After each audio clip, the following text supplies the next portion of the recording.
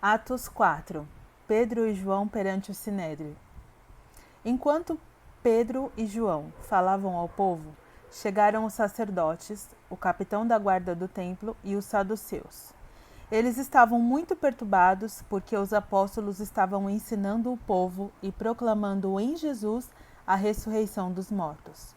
Agarraram Pedro e João e, como já estava anoitecendo, os colocaram na prisão até o dia seguinte. Mas muitos dos que tinham ouvido a mensagem creram, chegando o número dos homens que creram a perto de 5.000. No dia seguinte, as autoridades, os líderes religiosos e os mestres da lei reuniram-se em Jerusalém. Estavam ali Anás, o sumo sacerdote, bem como Caifás, João, Alexandre e todos os que eram da família do sumo sacerdote.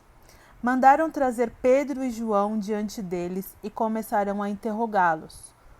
Com que poder ou em nome de quem vocês fizeram isso? Então Pedro, cheio do Espírito Santo, disse-lhes: autoridades e líderes do povo, visto que hoje somos chamados para prestar contas de um ato de bondade em favor de um aleijado, sendo interrogados acerca de como foi curado, saibam os senhores e todo o povo de Israel que, por meio do nome de Jesus Cristo, o Nazareno, a quem os senhores crucificaram, mas a quem Deus ressuscitou dos mortos, este homem está aí curado diante dos senhores. Este Jesus é a pedra que vocês, construtores, rejeitaram e que se tornou a pedra angular. Não há salvação em nenhum outro, pois debaixo do céu não há nenhum outro nome dado aos homens pelo qual devamos ser salvos. Vendo a coragem de Pedro e de João, e percebendo que eram homens comuns e sem instrução, ficaram admirados e reconheceram que eles haviam estado com Jesus.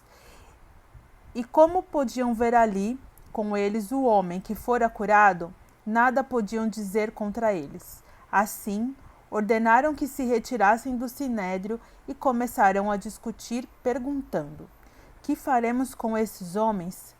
Todos os que moram em Jerusalém sabem que eles realizaram um milagre notório, que não podemos negar. Todavia, para impedir que isso se espalhe ainda mais no meio do povo, precisamos adverti-los de que não falem com mais ninguém sobre esse nome. Então, chamando-os novamente, ordenaram-lhes que não falassem nem ensinassem em nome de Jesus. Mas Pedro e João responderam: julguem os senhores mesmos se é justo aos olhos de Deus obedecer aos senhores e não a Deus. Pois não podemos deixar de falar do que vimos e ouvimos. Depois de mais ameaças, eles os deixaram ir. Não tinham como castigá-los, porque todo o povo estava louvando a Deus pelo que acontecera. Pois o homem que fora curado milagrosamente tinha mais de 40 anos de idade. A oração dos primeiros cristãos. Quando foram soltos, Pedro e João voltaram para os seus companheiros e contaram tudo o que os chefes dos sacerdotes e os líderes religiosos lhe tinham dito. Ouvindo isso, levantaram juntos a voz a Deus, dizendo: ó soberano, tu fizeste os céus, a terra, o mar e tudo o que neles há. Tu falaste pelo Espírito Santo por meio da boca do teu servo, pelo nosso pai Davi. Por que se enfurecem as nações e os povos conspiram em vão? Os reis da terra se levantam e os governantes se reúnem contra o Senhor e contra o seu ungido. De fato, Herodes e Pôncio Pilatos reuniram-se com os gentios e com o povo de Israel nesta cidade, para conspirar contra o teu santo servo Jesus, a quem ungiste. Fizeram o que o teu poder e a tua vontade haviam decidido de antemão que acontecesse. Agora, Senhor, considera as ameaças deles e capacita os seus servos para anunciarem a tua palavra corajosamente.